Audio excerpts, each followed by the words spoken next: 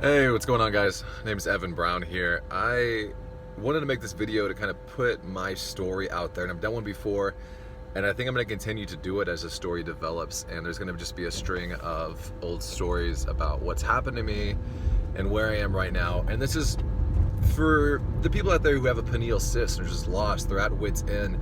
They're so symptomatic. They're so tired of feeling like shit 24/7, and no one's coming to answer. Nobody.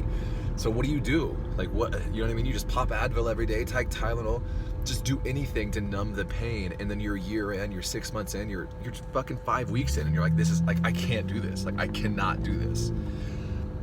So you hit the internet, you know what I mean? You go to but before you hit the internet, you go to your local doc. Your local doc's like, bro, I don't know what's wrong with you. They'll either send you for an MRI, get a CT scan or something. If they do that, they'll find a pineal cyst, and they'll be like, it's not an issue.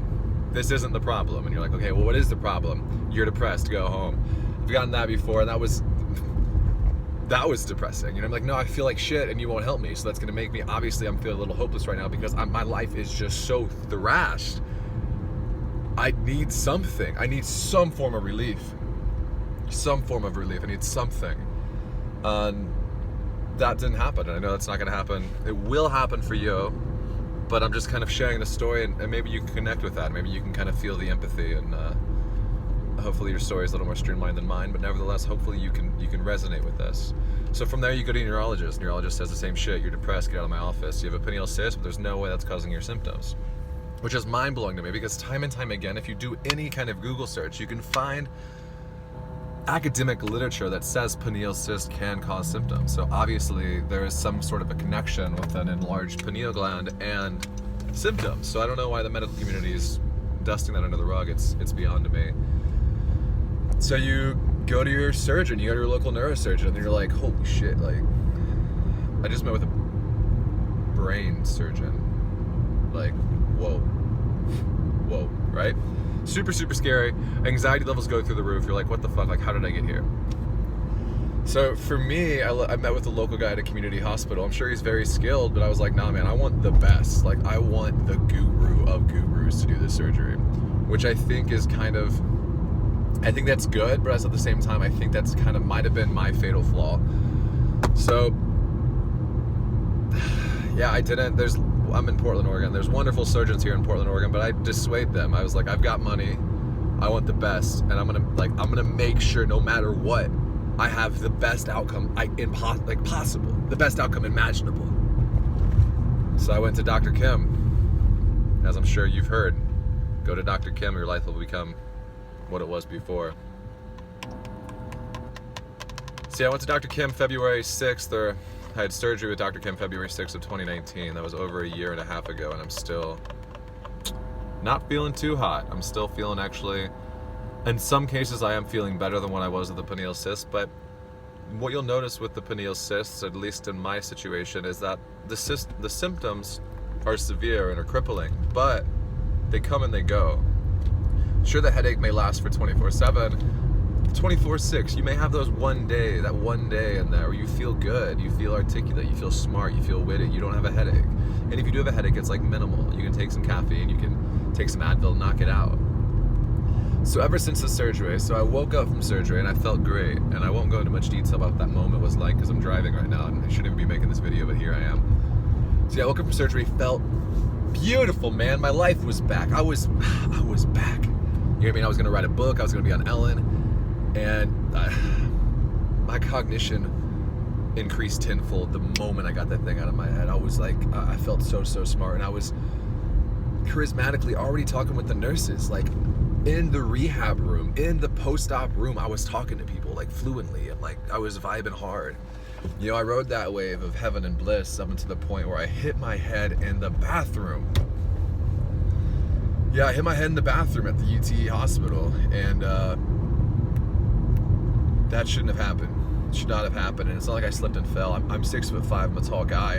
I sat down to pee after they pulled out the catheter and everything. They're like, you're going to use the restroom, like, help yourself. And I'm like, sure, like, yeah, you guys don't want to come with me? And they're like, no, you're fine. I'm like, okay, I'm like, sure, okay, I can totally go pee. So I went in there, peed, and to be cautious, to be extra cautious, I sat down to pee.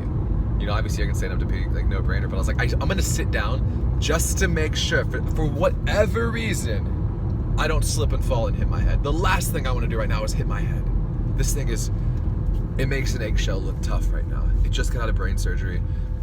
Don't do it. Like, you know what I mean? I need to be super, super safe and super cautious. So I sit down to pee and I stand up, elated. My dick still works. Everything's still great and operable. And I'm like, yes, like, I've overcame the biggest hurdle ever and I'm back. Stood up, drilled my head in a shower curtain rod, and that's where life changed forever. So initially there was no symptoms, which makes sense. I was on all the painkillers. I didn't feel anything. I laughed about it. Until leaving the hospital, I was in a wheelchair, and they pushed me into an elevator, and that jostling is when I blacked out. I came back to in the elevator. I blacked out for a second. I came back to in the elevator. They pushed me back out, and I blacked out again. And I went from, this is no exaggeration, I went from dancing in the hallways with my girlfriend, singing, crying tears of joy, my life is back, my life is back, to hallucinating in the lobby begging for help. Help didn't come. The only person that fucking helped me was the Uber driver. I demanded, I was like, I need to see a doctor. I was like, something went wrong. Like, I need to see somebody. And finally, the resident came down, not even a real fucking doctor. A resident came down, and I mean, he may be a real doctor, but he's not, you know, Kim or the surgeon who operated on me. He's just some rando. He's like, no, you're fine. Like, this is a pineal cyst. Like, we see shit like this all the time. You're fine. Go home. I'm hallucinating. I'm crying. I'm begging for help, for mercy, for it to stop. They told me to go home. Yeah, that was a year and a half ago, and I've been all over the nation. I've been to Mayo Clinic twice. I've been to OHSU. I've been to local doctors. I've been all over the place. I've been to Utah. I've been to Chicago. And you know, I'm just trying to get better now. It's scary as fuck because I survived a brain tumor and the brain tumor surgery to get thrashed in the post-operating room. So kind of, yeah, it's a really shit story. I can go on, and it really affects me to this day in terms of like my confidence and my cognition and my memory and like my sense of me. Like, it just feels different, and I don't know if I'll ever give it back, to be honest with you. And it's unfortunate because as I make this video right now, I seem normal to you, and I'm normal. Like, I can hold a job and I can live life like this, but I don't feel like I'm at my full potential. I don't feel like it, and I'm afraid that I'll never reach it again. And some people may say it's psychosomatic, and there's for sure a psychological component to it, but I just feel like previously I operated, let's say like my baseline was like 90%. If I wanted 100%, I could like work for it. I could like focus and like put everything in me, everything I am into this one task and just knock it out. Now I feel like I'm like operating on 60%, and like if I really, really try, I can probably get like a 70% of my potential into something. And it's, you know, it's easy to, from the outside, to say like that's self-deprecating, like you're just putting yourself down, but I mean, I think it's an honest assessment of where I'm at. So kind of this is a really roundabout way.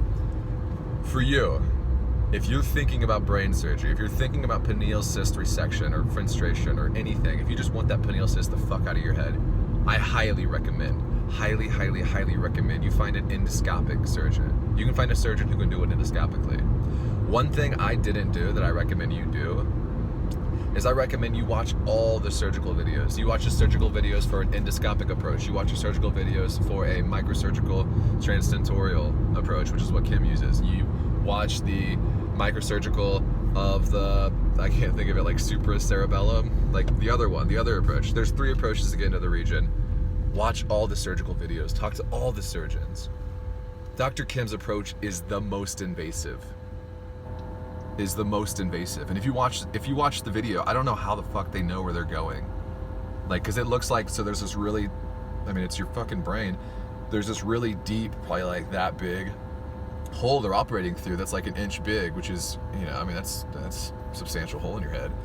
And they're operating through this little hole, and they just have tweezers and a knife down there poking around, and I'm like, this is fucking brain surgery? I thought it'd be way more precise.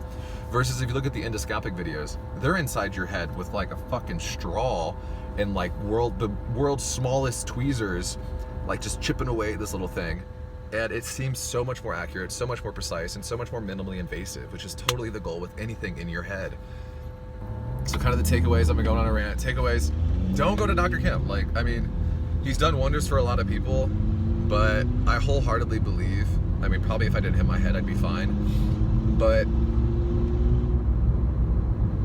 go endoscopic. Like, if there's someone out there who can do it, Dr. Cetus in OHSU, I come to find out there's a surgeon in Portland that I didn't even know about until after the surgery, and I was like, well, that was, gotta love it. Thanks, guys. Thanks, health team. Really fucking did wonders there.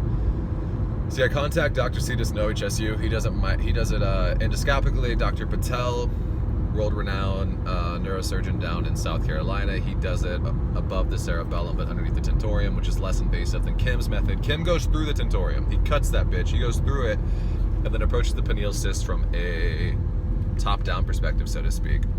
So kind of, if I had to rate them, I'm no neurosurgeon, I'm just a guy who had the surgery, I would rate them from like least invasive to most invasive, and it seems like the most invasive one doesn't have a higher chance of success than the least invasive one, because I know girls who have had the endoscopic one and their life's back, and I'm like, I'm so happy for them. I'm so happy for them. I'm a little jealous, of course, but I'm so happy for them. So I think if I was to do it again, I would go endoscopic. If I couldn't find an endoscopic doctor or I wasn't comfortable with the procedure, I would go Patel style. If I couldn't find Patel, or whatever the fuck reason, then I would go to Kim. And if I go to Kim, for the love of God, have someone with you who gives a shit about you, who is going to monitor the way the nurses treat you, who is going to monitor your post-op care. Because Kim can be legendary, and he is. He's the chair of neurosurgery. That's a hell of an accomplishment. If the post-op care sucks, which it did for me, you will get injured. You will feel worse than what you did going in. Just thought I'd make a public service announcement. I'm gonna compile a better video about my whole story and everything to put it up there, because I know what it's like to be on the other side of this, what it's like to scour the internet, scour YouTube, trying to find any testimonials from someone who has had a pineal cyst, because you just feel so alone, and you feel so like you're just so fucking scared, especially if you're in your 20s. Like, you know what I mean? It sucks if you're 30 or 40 or 50, but like, at least you've had a life. If you're in your 20s and you have this shit, fuck, like, you got fucked. I mean, there's no way around it. You got fucked. But if you can come out on top of it, you can make this story another story of success and triumph, and you'll be stronger because of it. You know what I mean? My life forever changed when I was 25 years old, and I'm 27 right now. And for the past year and a half, I've been trying to get it to where I was when I was 24. You know, it's rough, the psychological aspect of it, and just living life like this, man. It's rough. It's super rough, and it's disappointing to say the least. But what happened to me doesn't have to happen to you. Be cautious, tread carefully. If you have any questions at all, please let me know in the comments or message me, or however this YouTube thing works. Just let me know. Take care, enjoy your day, and hopefully on YouTube I'll be seeing your success video here soon. Thanks.